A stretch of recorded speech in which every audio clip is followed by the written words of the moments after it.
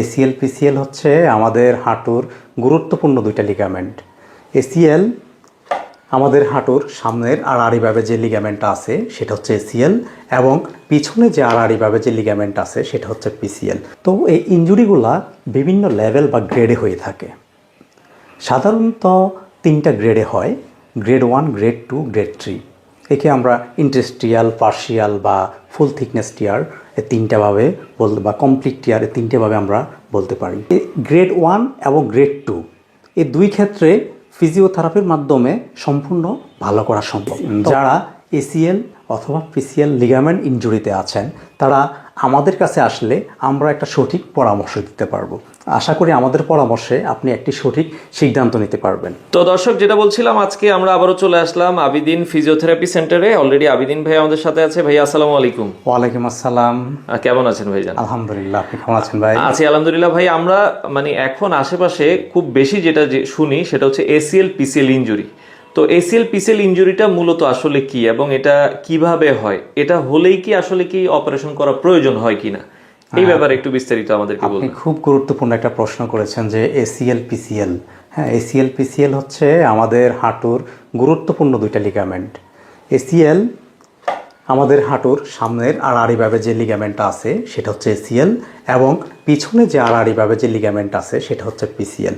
ACL এবং PCL আমাদের হাঁটুকে স্থিতিশীলতা এবং দুইটা হাড় একসাথে ধরে রাখার ক্ষেত্রে খুবই গুরুত্বপূর্ণ। যদি কোনো কারণে ইনজুরি হয়, কী কী কারণে মূলত ইনজুরি হয়ে থাকে? প্রথমত হচ্ছে স্পোর্টস ইনজুরি। খেলাধুলাজনিত বিভিন্ন ধরনের খেলাধুলা আছে, হ্যাঁ, যেমন ফুটবল, বাস্কেটবল, ভলিবল। এই সমস্ত খেলাধুলা করার সময় দেখা যায় যে আপনার এসিএল বা পিসিএল ইনজুরি হতে পারে।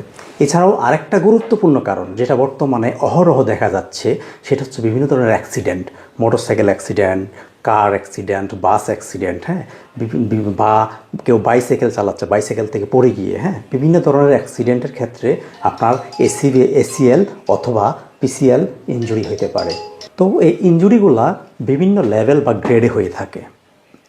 সাধারণত তিনটা গ্রেডে হয়: গ্রেড 1, গ্রেড 2, গ্রেড 3। একে আমরা ইন্টারস্টিয়াল, পার্শিয়াল বা ফুল থিকনেস টিয়ার এই তিনটাভাবে বলতে, বা কমপ্লিট টিয়ার এই তিনটেভাবে আমরা বলতে পারি।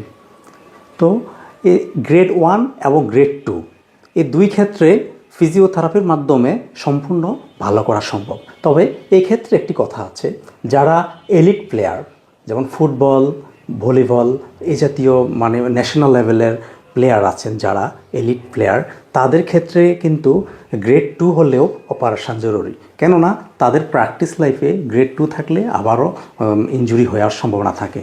সো সেই ক্ষেত্রে যারা এলিট প্লেয়ার আছেন তারা গ্রেড 2তে একজন অর্থোপেডিক সার্জনের সাথে কথা বলে অপারেশন করতে পারেন। কিন্তু গ্রেড 1 এবং গ্রেড 2 যারা সাধারণ মানুষ আছেন, যারা খেলাধুলা করেন না, কর্পোরেট জব করেন, তাদের ক্ষেত্রে শুধুমাত্র ফিজিওথেরাপি এবং রিহ্যাবিলিটেশনের মাধ্যমে সম্পূর্ণ সুস্থ হওয়া সম্ভব। এখন আমরা আসি গ্রেড 3। গ্রেড 3 হচ্ছে কমপ্লিট টিয়ার। যদি লিগামেন্ট এসিএল অথবা পিসিএল কমপ্লিট টিয়ার হয় তাহলে এই ক্ষেত্রে অবশ্যই একজন অর্থোপেডিক সার্জনের সাথে পরামর্শ করে আপনাকে অপারেশন করা খুবই জরুরি। তবে শুধু অপারেশন করেই আপনার ট্রিটমেন্ট শেষ নয়, কিন্তু অপারেশন পরবর্তী আপনাকে রিহ্যাবিলিটেশন করতে হবে।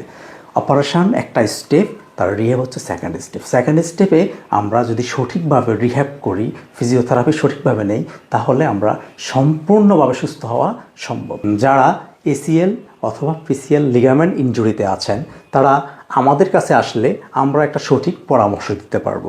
আশা করি আমাদের পরামর্শে আপনি একটি সঠিক সিদ্ধান্ত নিতে পারবেন।